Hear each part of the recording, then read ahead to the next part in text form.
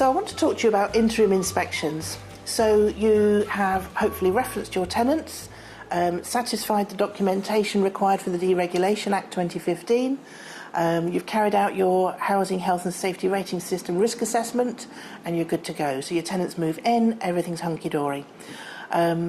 That could remain the case for the duration of the tenancy, but it might not.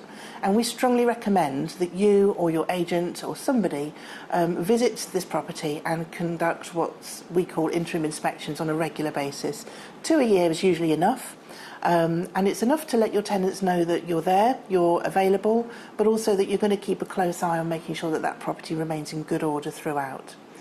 So the HHSRS risk assessment will have identified various safety aspects of the tenancy, including the fire regulations.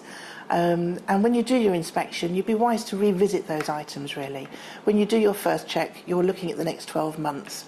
So at some point in that period of time, you want to go in and do a further check to continue the tenancy safely. When we go and do our interim inspections, we check the smoke alarms, we check the carbon monoxide alarms. We'll also make sure that the stopcock hasn't seized. We've got some stories to tell where that's happened. And we will also make sure that things like blinds, if they've got cords, that they've been cleated back so there's no strangulation concerns. We also fulfil the ongoing responsibility that you and we have to satisfy the Immigration Act.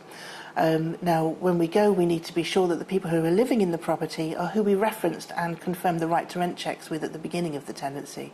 So if we've got a single gentleman, for example, referenced and living in the property, but there's a pair of spangly slippers or stilettos, we're very open-minded, but generally speaking, that might mean there's a lady living there too.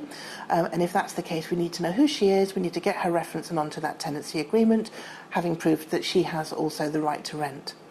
So the other big reason for going out and doing interim inspections is preventative maintenance. So what we're looking for is, well, what could go wrong if we don't deal with this now? Common issues can be condensation. If a tenant hasn't understood how to avoid condensation, mould spores build up, it can become a really horrendous problem. And it can cause bad feeling between landlord and tenant. So we want to avoid those kinds of things at all cost.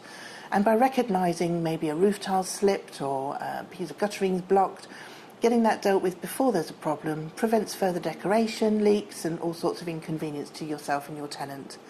So keeping open communication with your tenant is another benefit of us being there physically, and generally open communication heads for a good tenancy. So if you'd like to know more about interim inspections, how we do that, what we can do for you, please give us a call. I'm Rebecca Howland and I'm on 01530 271313.